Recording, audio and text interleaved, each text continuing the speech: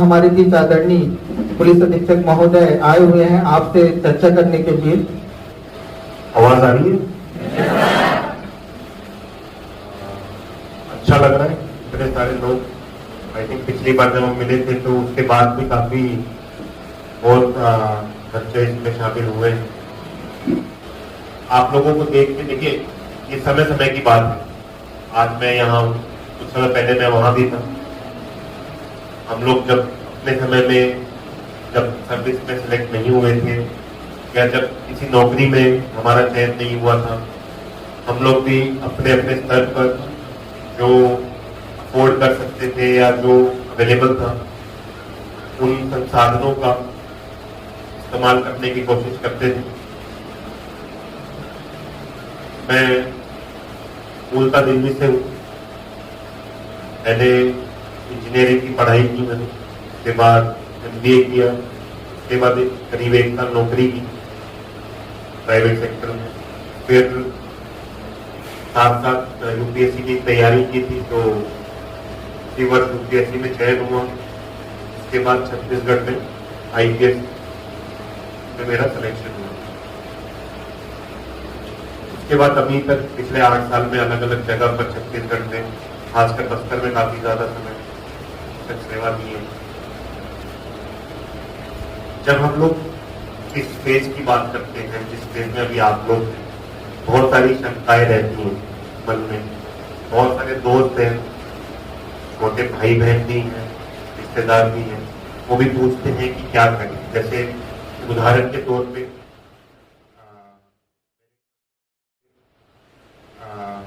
मेरे कजन हैं, काफी छोटे हैं मुझसे, करीब 12 साल मुझसे छोटे हैं।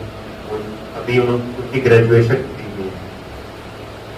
परसों शाम को उनका फोन आया, वो बोले कि भैया मेरे बहुत सारे दोस्त अलग अलग जगह पर पढ़ने के लिए जा रहे हैं, मैं लेकिन कुछ और करना चाहता हूँ। जैसे स्टॉक मार्केट, आपको आइडिया होगा, वो स्टॉक मार्केट में ट्रेडिंग शुरू किया है। अभी बहुत कम लोग इंडिया में करते हैं, उसको इच्छा है करने की। तो वो बोला कि मुझे ऐसा लगता है कि कहीं मैं कुछ गलती तो नहीं कर रहा, कि क्या मुझे भी उनकी तरह या तो आम नौकरी कर लेनी चाहिए या आगे पढ़ना चाहिए, क्या करूं। उसको जो बात बोला था वही बात अगर मुझसे आप लोगों में से भी कोई पूछेगा तो मुझे लगता है मैं वही जवाब दूंगा। देखिए, हम लोग जो भी पढ़ाई करते हैं या जो नौकरी करते हैं, हम क्यों करते हैं? 2-3 बड़े बड़े कारण होते हैं। एक तो पैसा, हम सब लोग चाहते हैं कि हम अपना इंडिपेंडेंस भी हो, कि कल को हम अपने परिवार से, हम लोगों को पैसे की जरूरत ना पड़े, बल्कि हम अपने परिवार का सपोर्ट कर सकें, अपने माता पिता का, भाई बहन का, बाकी परिवार का, हम उनका सपोर्ट कर सकें, उस स्थिति में रहे।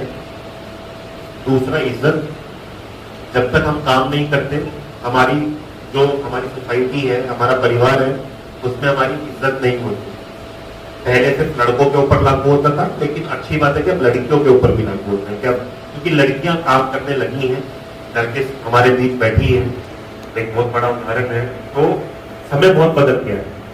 अब आज की डेट में कोई ऐसा नहीं बोल सकता कि लड़की काम नहीं करेगी या लड़की हो तो क्यों काम करना है, लड़कों से अच्छा ही करती है किसी भी फील्ड में। तो दूसरा हुआ इज्जत, और तीसरा होता है एस्पिरेशन। एस्पिरेशन आकांक्षा, मतलब कि हम लोगों को कुछ करना है, मतलब मेरी रोजमर्रा की जिंदगी के अलावा भी मुझे एक कुछ गोल चाहिए लाइफ में, कि मैं कुछ करूंगा या करूंगी तो मेरा प्रमोशन होगा या मुझे अच्छा लगेगा कि मैंने कुछ अचीव किया। एग्जाम पास करना तो सिर्फ एक पड़ाव है, उसके बाद भी तो लगातार हम लोगों को वो कुछ चाहिए कि आज हम यहाँ हैं, कल अपने आप को यहाँ देखते हैं।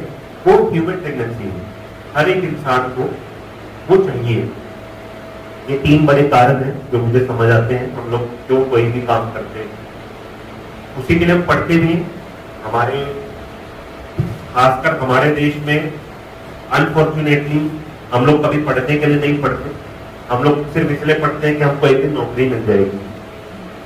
हम लोग कभी उस विषय में इतनी रुचि नहीं लेते। कुछ लोग लेते हैं, ऐसा नहीं है कि 100% वैसे हैं, लेकिन अधिकतर हम लोगों में से, जिसमें मैं खुद भी शामिल हूँ, हम लोग इसी मानसिकता से, जैसे हम कॉलेज में जाते हैं तो इस कॉलेज में जाएंगे तो हमें इतना नौकरी मिल जाएगा या इस कॉलेज से नौकरी लग जाती है, या ये है हमारे देश में मानसिकता है। मैं उस चीज को अच्छा या गलत नहीं बोल रहा, लेकिन है। लेकिन अल्टीमेटली मेरा मतलब है, हम लोगों का उद्देश्य क्या रहता है कि हम लोगों को नौकरी करनी है, अपने पैरों पर खड़ा होकर। हम कोई भी पढ़ाई करें, कोई भी परीक्षा, तो जो मैं उनको बताया वो आपको भी बता रहा हूं कि इस चीज से कोई मतलब नहीं है कि आप क्या कर रहे हो। इस चीज से भी कोई बहुत बड़ा फर्क नहीं पड़ता कि आप कितनी बड़ी कंपनी, कितनी छोटी कंपनी, अपना खुद का काम, कौन सी नौकरी, क्या कर रहे हो। पहली चीज, क्या आपका जो गोल है, मतलब मैं उनसे पूछा कि आप क्या चाहते हो, कि 3 साल बाद अगर मैं पूछूं आपसे कि आप 3 साल बाद अपने आप को कहाँ देखते हो, तो बोला कि भैया 3 साल बाद मैं चाहता हूं कि मैं अपनी खुद की गाड़ी खरीद सकूं, EMI पर ही सही, लेकिन मेरा इतना मतलब फाइनेंशियल पोजीशन हो जाए कि मैं अपनी एक गाड़ी ले सकूं। आपकी उम्र का ही लड़का है, सबको लगता है कि मेरे पास गाड़ी हो, बाकी अच्छा मोबाइल हो, अपनी जेब खर्ची हो, माता पिता से न लेना पड़े। तो मैंने कहा ठीक है, अच्छी बात है। तो आपको अगर गाड़ी लेनी है, आपको गाड़ी की कीमत लगभग पता है, आपको ये भी पता है कि लगभग आपको कितना पैसा चाहिए होगा, तो वो कैसे जरूरी है कि आपको यही नौकरी करके मिलेगा? तो बोला नहीं, जो अभी कर रहे हो उसमें मिलेगा, उसमें वो ज्यादा कमाता है। उसमें अगर आप एक बार सीख गए, वो अभी जो इसका जो ट्रेनिंग है, उसका ट्रेनिंग अभी जो खत्म हुआ है, तो मैं वही समझाया कि अलग रूट है, लेकिन आप अपने आप सेटिस्फाइड हो कि आपका फाइनेंशियल गोल पूरा हो रहा है। हाँ, दूसरी चीज क्या थी? स्टेटस। सोसाइटी में नया काम कुछ भी करेंगे तो स्टेटस में हमेशा चले जाएंगे। हमेशा आपको आपके माँ बाप, रिश्तेदार बोलेंगे कि ये तो नौकरी करता है, उधर जाता है, ऑफिस जाती है, पढ़ाते हैं, स्कूल में बोले तो तुम तो यहीं घूमते रहते हो या घर में ही बैठे रहते हो, पता नहीं क्या काम करते हो। वो चैलेंज हमेशा हर एक आदमी को गुजरना पड़ता है। समाज बदल रहा है, दुनिया बदल रही है, ये स्टेटस वो भी चेंज होता रहेगा। आपके टाइम पे जो है, आपके बच्चों के टाइम पे कुछ और हो जाएगा, लेकिन ये सवाल हमेशा रहेगा कि ये काम क्यों, ये क्यों नहीं। और तीसरा, आकांक्षा, कि हम अपने आप को कहाँ देखते हैं, लेवल्स। वो हर एक चीज में अगर आप कुछ भी करेंगे, जैसे मान लीजिए आपको एक दुकान चलानी है या एक बिजनेस शुरू करना है, आप हमेशा सोचते हैं ना कि आज मेरा इतना टारगेट रहेगा कि मैं चाहता हूँ कि 2 साल के बाद मेरा, 3 साल के बाद मैं इसमें ये जोड़ लूँ, या अपने काम में ये कर लूँ, या मुझे इस जगह से इस जगह पे भी करना है। कुछ भी हो सकता है, हर एक इंसान का अपनी लाइफ का, अपना प्रोफेशन का टारगेट अलग अलग है। लेकिन चाहिए क्या? चाहिए आपको डिसिप्लिन, पहली चीज। दूसरी चीज, आपको ट्रेनिंग चाहिए। तीसरी चीज, आपको स्किल सेट चाहिए। अगर आपके पास ये 3 चीजें हैं, चौथी चीज होती है रिसोर्सेज, जो हम यहां देने की कोशिश करते हैं। लेकिन जो पहली 3 चीजें हैं, पहली 3 चीजें लगभग आपके हाथ में रहती है। डिसिप्लिन हर एक इंसान का अपने हाथ में है। हम लोगों के पास, हर एक के पास में, जैसे और भी मेरे मित्र हैं या रिश्तेदार हैं या बहुत सारे लोग हैं जो कई बार पूछते हैं कि क्या करें सर, मेरे घर में इतनी समस्याएं हैं, मेरे घर में लोग बीमार हैं, या फाइनेंशियल कंडीशन ठीक नहीं है, या मेरा खुद का स्वास्थ्य खराब रहता है। बहुत सारी चीजें, किसी के घर में कुछ प्रॉब्लम होती है, किसी की लाइफ में कुछ प्रॉब्लम।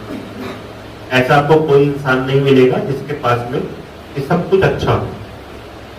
एक ही चीज मैं सबको बोलता हूँ कि जब हम लोग उस स्टेज में थे, हमारे पास भी बहुत सारे चैलेंजेस थे, आज भी हैं, कल भी रहेंगे। मैं ये नहीं बोलता कि सबकी जिंदगी बराबर है।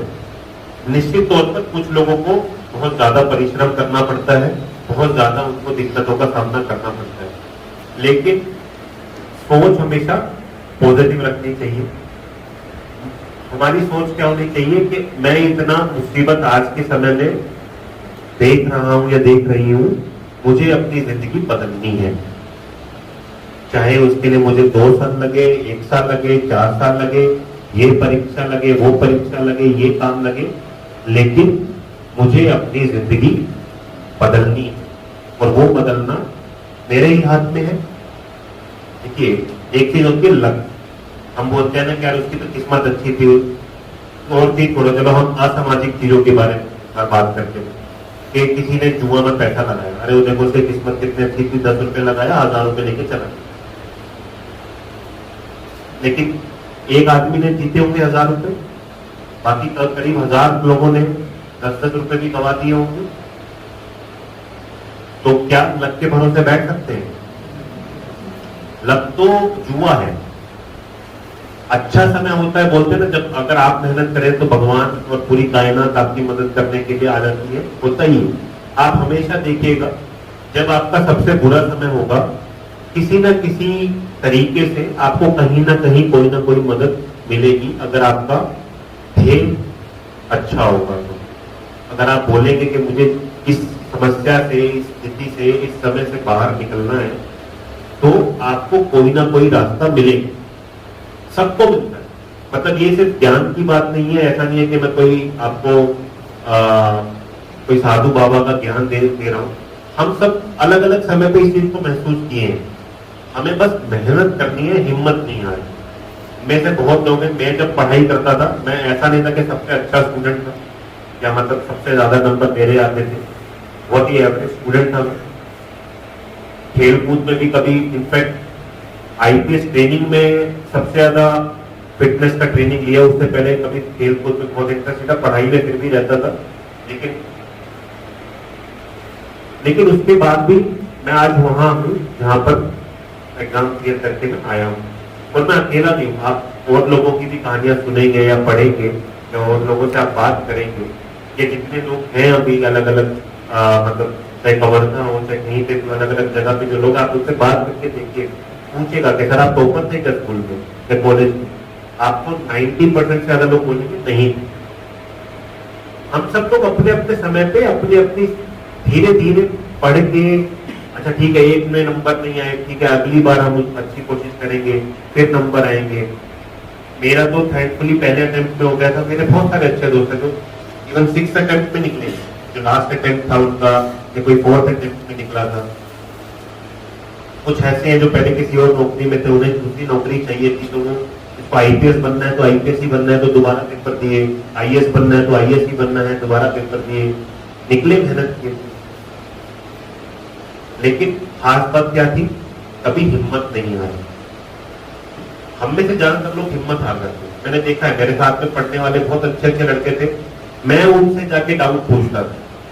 मतलब जैसे हम लोगों के होते हैं ना, जब हम पढ़ते हैं, जैसे गणित के सवाल थे, अब गणित में कुछ लोग बहुत अच्छे होते हैं अपने ही साथी लोग, हम उनसे टीचर के जाने के बाद हम उनसे सवाल का जवाब पूछते थे। यार अब टीचर से पूछने में तो डर लगता है, यार भाई तुम बता दें।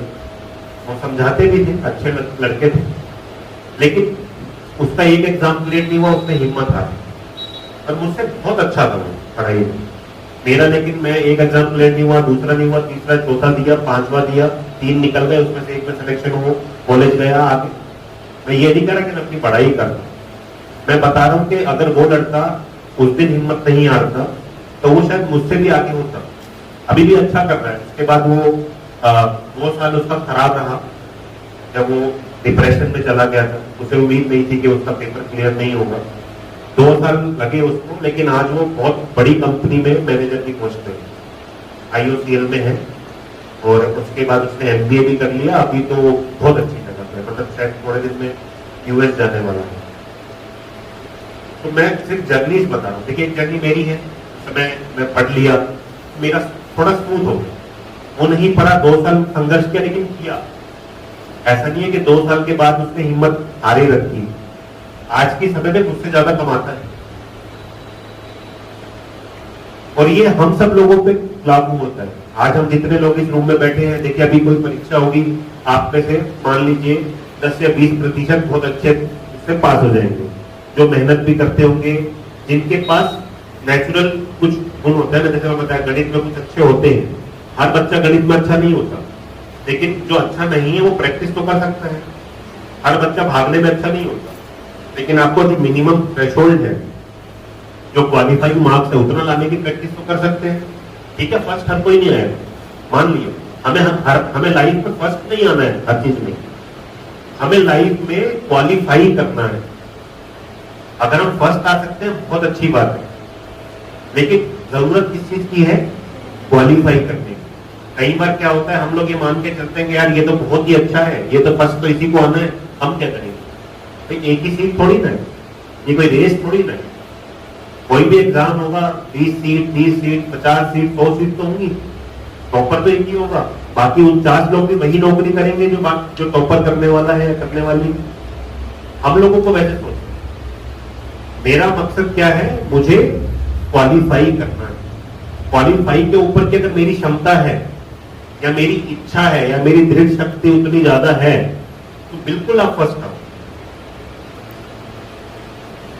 लेकिन ये ब्लैक एंड व्हाइट नहीं है ना कि फर्स्ट आए या नहीं आए, पहला आया तो ठीक, नहीं आया तो खत्म। लाइफ में ऐसा नहीं होता, लाइफ में बहुत सारे मौके हैं। दूसरी बात इसलिए बता रहा हूं, ये चीज जो मेरा डिस्कशन हुआ था यहाँ पे, जैसे हम अभी फोर्स एकेडमी में आप लोग एक सिलसिले के या एक सिस्टम की तैयारी करते हैं ना। वो चाहे वो पुलिस की नौकरी हो, चाहे वो सीएपीएफ की हो, चाहे आर्मी की हो, या इससे रिलेटेड अगर आप बैंक पीओ के फॉर्म भरेंगे या बाकी के, क्योंकि आपके रिटर्न की भी तैयारी हो रही है। लेकिन इसके अलावा और भी बहुत सारी चीज है जो आप लोग कर सकते हैं। जब आप लोग इतने सारे लोग हैं, अलग अलग जगह से आए हो, अलग अलग बैकग्राउंड से आए हो, इन चीजों के ऊपर जब कभी खाली समय हो तो चर्चा करो, आपस में बात करो। हर एक चीज तो हम लोगों को भी नहीं पता। अगर आज आप मुझसे पूछेंगे या वसीम से पूछेंगे कि आप लोग क्या क्या कर सकते हैं, हम लोग जो जो देखें वो बता पाएंगे। आप लोग इतनी चीजें देखो, यहाँ पे अगर 300 लोग हैं तो 300 दिमाग है। अभी भी एक चीज के पीछे, जैसे होता है ना कि बहुत लोग बोलते हैं यूपीएससी की अगर हम बात करें कि अगर यूपीएससी नहीं निकला तो यूपीएससी नहीं आया तो जीवन खराब।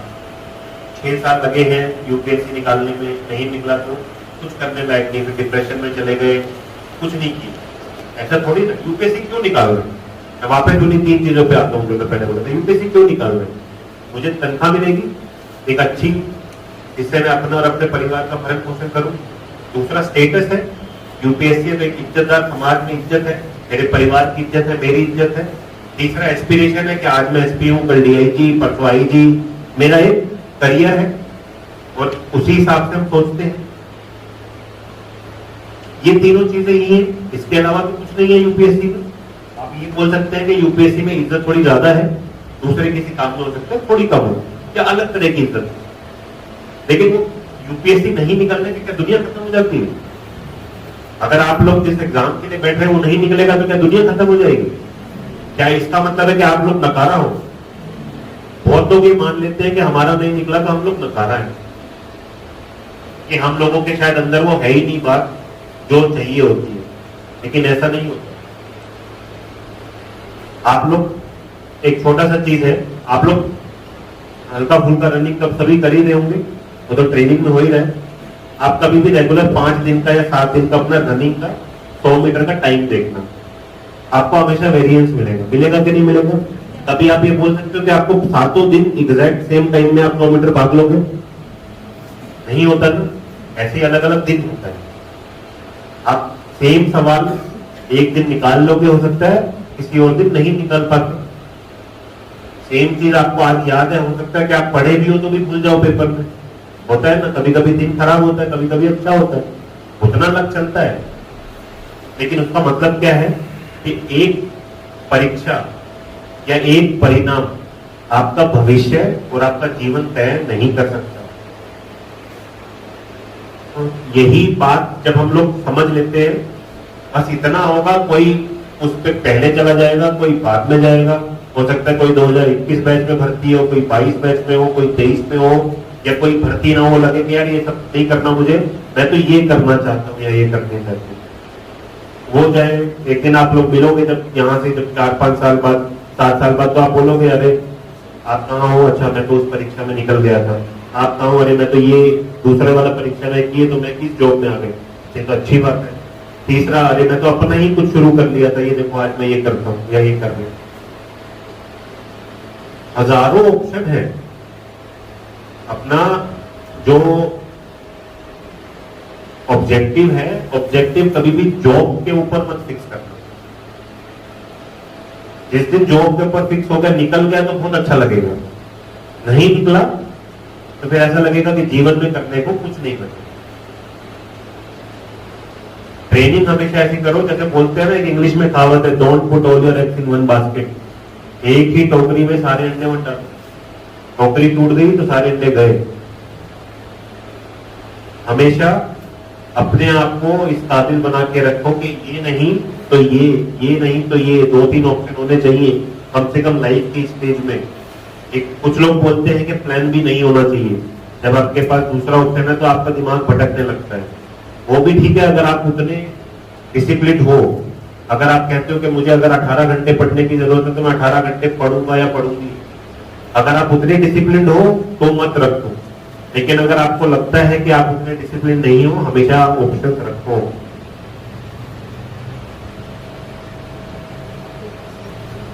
जब मैंने तैयारी की थी यूपीएससी की तैयारी जनरली जब लोग करते हैं तो नौकरी नहीं करते हैं उस समय। बहुत लोग कॉलेज के बाद या नौकरी कर रहे होते हैं तो छोड़ देते हैं। मैंने नौकरी नहीं छोड़ी थी, मैं कोचिंग नहीं लिया था। उसका कारण ये था, मुझे लगता था यूपीएससी में सिलेक्शन नहीं हुआ तो जितना अभी कमा रहा हूँ उतना भी नहीं कमा पाऊंगा। मान लो मैं 2 साल नौकरी छोड़ के तैयारी करता हूँ तो 2 साल के बाद तो मुझे वो नौकरी भी नहीं देंगे। 2 साल तुम क्या किए? मैं बोलूंगा यूपीएससी की तैयारी की है, तो बोले ठीक है लेकिन सीखे क्या? हमारी नौकरी में तुम्हें क्यों रखते? हो सकता है ना। मैं ये नहीं कह रहा कि मेरी तरह सोचो, मैं आपको अपनी सोच बता रहा हूँ। ऐसे ही मेरे बहुत सारे दोस्त हैं जो नौकरी छोड़ देती है, वो बोले कि हम दोनों चीजें साथ में नहीं कर सकते। और हमारा दिमाग में एक प्रायोरिटी था, पहली प्रायोरिटी यूपीएससी, दूसरी प्रायोरिटी नौकरी। तो अगर मेरी पहली प्रायोरिटी यूपीएससी है तो मैं अपना सब कुछ उसमें झोंक दूं। वो भी ठीक है, वो लोग भी निकले, मैं भी निकला, मेरे जैसे भी बहुत लोग नहीं निकले, उनके जैसे भी बहुत लोग नहीं निकले। लेकिन आपको अपने हिसाब से, हमको हमसे अच्छा कोई नहीं जानता। अगर आप बोलने के, आप दूसरे से सलाह लेने के मुझे कितने घंटे पढ़ना चाहिए, मुझे क्या पढ़ना चाहिए, मुझे क्या करना चाहिए, मुझे लगता है कि एक थोड़ी लिमिट तक तो ठीक है कि आपको ऑप्शंस बताने के लिए कोई आदमी चाहिए, आपको क्या पढ़ना है, क्या करना है वो बताने के लिए कोई चाहिए। उससे ऊपर आपको कोई दूसरा इंसान नहीं बता सकता। आपके बारे में आप जानते हो ना, आप कितने डिसिप्लिन हो, आप कितना एक दिन में पढ़ सकते हो, कितना आपको याद रहता है, कितना आप लिख सकते हो, आपका एक्चुअली करना का मन भी है या नहीं है। मान लो कल को आपका सिलेक्शन हो भी गया, आप करना चाहते हो या नहीं करना चाहते, ये सवाल खुद से करने हैं। और अगर नहीं करना चाहते तो एक्चुअली में क्या करना चाहते हो, और वो करने के लिए अगर वो करोगे तो वो जो 3 चीजें चाहिए हमको, पैसा, इज्जत और आकांक्षा, वो 3 चीजें हमारी एस्पिरेशन है, वो कैसे मिलेगा?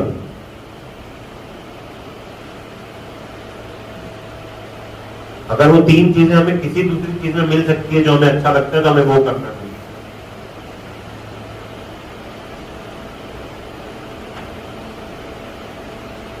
तो मेरी तरफ से इतना ही, मैं बस इतना ही चाहता हूं कि आप लोग मेहनत करो, जितना हो सके उतना मेहनत करो। ये एज में देखो सबको लगता है कि अभी नए दोस्त बनते हैं, थोड़ा फ्रीडम अभी मिलने लगता है, स्कूल से बाहर निकले हो, कुछ लोग कॉलेज से बाहर निकले हैं, थोड़ा बहुत पैसा मिल जाता है घर से, थोड़ा आजादी मिलती है, थोड़ा आजकल सोशल मीडिया भी है। लेकिन अगर इस स्टेज पे फिसले तो कई साल बर्बाद हो जाए। हमेशा याद रखो, अभी फिसल गए, संभलने का मौका जिंदगी में हमेशा मिलता रहे। ऐसा नहीं है कि फिसल गए तो फिसल गए वाला नहीं होता, लेकिन कई साल खराब हो जाते हैं। जितना खाली समय अभी है, तब जितना दिमाग अभी इस स्टेज में चलता है, जितने हमारी मेमोरी अच्छी है, हमारा फिजिकल एबिलिटी अच्छी है, ये धीरे धीरे कम होने लगे। आप जब तुरंत कॉलेज से निकलते हो या स्कूल से निकलते हो, आप कितना भी पढ़ाई से नफरत करते हो, आपका दिमाग पढ़ने के लिए तैयार रहता है, क्योंकि आप पढ़े हो ना, चाहे एग्जाम से एक दिन पहले बैठ के पढ़े हो, दिमाग को आदत है पढ़ने की। आप सोचो अगर आप 2 साल ना पढ़ो, 2 साल के बाद आप अखबार में उठा के देखोगे, आप अखबार नहीं पढ़ पाओगे, आपको नींद आएगी। अभी मेरी बात नीचे बहुत लोगों को नींद आ रही है, ठीक है, वैसे नींद आएगी, नहीं पढ़ पाते। जैसे आज के समय में अगर मुझे कोई बोले किताबें पढ़ने के लिए, मैं उस स्पीड से या उस इच्छा से किताब नहीं पढ़ सकता, क्योंकि अब दिमाग बहुत ज्यादा घूमता है ना, अभी मुझे नौकरी भी करनी है, घर भी देखना है, बहुत सारी, हर एक इंसान के साथ वो फेज आता है। तो ये बस याद रखना कि अगर अभी चूके तो नुकसान थोड़ा ज्यादा होगा, अभी निकाल लिए तो फायदा भी ज्यादा होगा। आप जितना जल्दी एक सिस्टम में सेट हो जाते हो, आपको उतना अच्छा काम करने का मौका मिलता है, उम्र रहती है आपके पास, आप अपने लाइफ के डिसीजंस ले सकते हैं। क्योंकि आप किसी भी नौकरी में जाएंगे, कुछ समय सीखेंगे, समझेंगे, 2 साल 4 साल, उसके बाद आप डिसीजन लेने लगते हैं किसी भी फील्ड में, किसी भी पद पे रहे, इर्रिस्पेक्टिव ऑफ पद। तो आपको आप जितना जल्दी वो टाइम मिलेगा, आप उतने परिपक्व हो। तो इसी के साथ मेरी तरफ से शुभकामनाएं। अगर आप लोगों को कुछ पूछना हो तो आप लोग पूछ सकते हैं।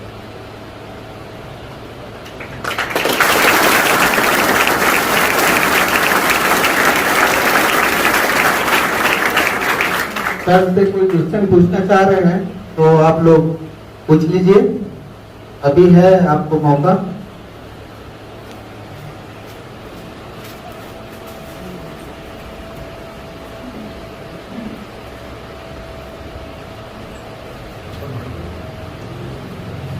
Hello, afternoon sir. मेरा नाम दिलीप ठाकुर है, मैं 4th सेमेस्टर से 2 सालों से जुड़ा हूँ। सबसे पहले मैं बोलना चाहूँगा कि ये मेरा फर्स्ट टाइम है कि IPS ऑफिसर के सामने फर्स्ट टाइम बात कर रहा हूँ। ऐसे सर, मेरा सवाल ये है, मतलब जब जानना चाहता हूँ सर, जैसे स्टूडेंट लाइफ में कभी कंटिन्यू पढ़ाई करते रहो तो मन में ऐसा नेगेटिविटी थॉट आते रहता है। तो सर मैं जानना चाहता हूँ सर, जब आप भी स्टूडेंट रहे तो आपके मन में भी ऐसा कोई नेगेटिविटी थॉट आया रहा होगा, तो सर आप अपने आप को किस तरह मोटिव करते थे? यार देखो, बिल्कुल सही बात है, पढ़ना बड़ा मुश्किल काम, बोलना बड़ा आसान लगता है। 4 घंटे पढ़ लो, 6 घंटे पढ़ लो, दिन में तो 24 घंटे होते हैं, 6 घंटे क्या ही होता है, बोलते हैं ना हम सब लोग, बाकी लोग भी बोलते हैं। पढ़ना है बड़ा मुश्किल काम। 6 घंटे बैठ तो जाओगे, 6 घंटे पढ़ोगे नहीं पढ़ोगे वो अलग बात। और सही बात है, एक चीज होती है बर्नआउट, मतलब कहते हैं ना दिमाग की तारे जल जाती है कभी कभी ज्यादा पढ़ने में। तो मतलब मैं अपना तरीका बताता हूँ, मैं यूं करता था। जब आपको लगने लगता है कि अब आप थक रहे हैं, जैसे नींद आने लगती है, या आप पढ़ रहे हैं लेकिन आप पढ़ने के बाद देखेंगे आपको कुछ याद नहीं, आप पढ़ गए पूरा एक चैप्टर आपने पलट लिया और आपकी सडनली खुलती, अच्छा यार मैं कुछ और सोच रहा था, पढ़ते पढ़ते मतलब कुछ याद होता है ना, ये बोलता है। तो 2 चीजें कर सकते हो जो मैं करता था। एक, अगर आपके पास बहुत सारे सब्जेक्ट्स हैं तो हमेशा डिफिकल्ट सब्जेक्ट शुरू करो, आसान सब्जेक्ट कभी भी पहले खत्म मत करो। जब डिफिकल्ट सब्जेक्ट, क्योंकि सबसे ज्यादा प्रॉब्लम डिफिकल्ट में होती है, डिफिकल्ट सब्जेक्ट में जब बोर होने लगो, आसान के 1-2 चैप्टर कर लो, उससे क्या नींद खुल जाती है, इंटरेस्ट आने लगता है, फिर लगता है कि चलो ठीक है, अब डिफिकल्ट पे वापस आते हैं, माइंड थोड़ा फ्रेश हो गया। दूसरा जो काम मैं करता था, मैं कभी कभी 2 दिन का ब्रेक ले लेता था, बिल्कुल बंद कर देता, मैं कुछ नहीं पढ़ता था। अगर मुझे लगता था कि मैं पिछले 15 दिन से बहुत ज्यादा पढ़ाई कर रहा हूँ या 20 दिन से मतलब मुझे मेंटल फटीग हो रहा है, नहीं याद कर पा रहा हूँ, मैं 2 दिन कुछ नहीं, 2 दिन में जो मुझे मूवी देखनी है, जो मुझे कहीं घूमने जाना है, जो करना है मैं वो करता था। लेकिन ईमानदारी से 1 या 2 दिन ही करता था, उसके बाद फिर दोबारा पढ़ाई कर। मेरे केस में काम करता था, बहुत लोगों के केस में हो सकता है कि फिर वो मूवी देखते रहे, पढ़ाई पे वापस ना आए। लेकिन आपको अपने दिमाग को समय देना पड़ेगा। तीसरा एक और चीज कभी कभी ट्राई करते थे, लेकिन थोड़ा मुश्किल होता है, स्लीपिंग पैटर्न चेंज कर देते थे। कभी रात को पढ़ते थे, कभी सुबह सुबह जल्दी उठ के पढ़ने लगते थे, कभी दोपहर को पढ़ते थे, ताकि हो सकता है कि स्लीपिंग साइकिल चेंज हो तो कुछ चीजें पढ़ पाए। होता भी था, कोई सब्जेक्ट रात में अच्छा चल जाता था, कोई सब्जेक्ट सुबह सुबह ज्यादा मजा आता था पढ़ने में। अब वो क्यों है क्या है उतना तो मुझे नहीं पता, दिमाग कैसे काम करता है और हर इंसान के लिए अलग अलग करता है। लेकिन ये बात सही है जो आप बोल रहे हो कि दिमाग थकता है, और जब दिमाग थकने लगे अपने आप को कोसो मत कह रहे यार मैं तो कुछ नहीं कर पा रहा, कोई बात नहीं, सबके साथ होता है। जैसे अगर आपको पढ़ाई से रिलेटेड ही कुछ करना है, मैं एक और काम करता था जब मैं एमबीए की तैयारी करता था। एमबीए में 2 तरह के चीजें आपको आनी चाहिए, एक वर्ड गेम होता है, वोकैबुलरी के सवाल आते हैं एमबीए की परीक्षा। तो उस समय थैंकफुली क्या हो गया था कि आपको ऑनलाइन आजकल तो बहुत चीजें मिल जाती हैं, उस समय तो नया नया शुरू हुआ था, ऑनलाइन बहुत सारी गेम्स होती है कि आपका वर्ड का मतलब बताओ, इस वर्ड को लगाओ इसमें, या मैथ्स करनी होती थी तो मैं सुडोकू खेलता था। तो कंप्यूटर खोला, गूगल के सुडोकू के गेम आ जाती है, तो मेंटल फ्रेश भी हो गए, खेल भी नहीं है, लेकिन आप साथ में पढ़ भी रहे हो। सुडोकू क्या करता है, आपको कैलकुलेशन फास्ट करवाता है कि नहीं? एक तो आपको पैटर्न ढूंढना है, दूसरा कैलकुलेट करना है। ये दोनों चीजें आपकी प्रैक्टिस हो गई।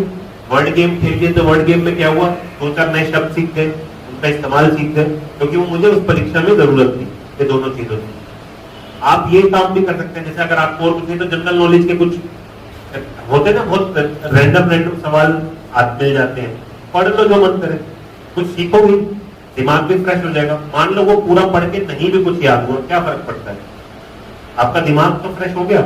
और अगर उसमें से 10% भी याद रहेगा, क्या पता किस परीक्षा में क्या चीज काम आए, कुछ नहीं पता लगता। तो ये मेरा तरीका था।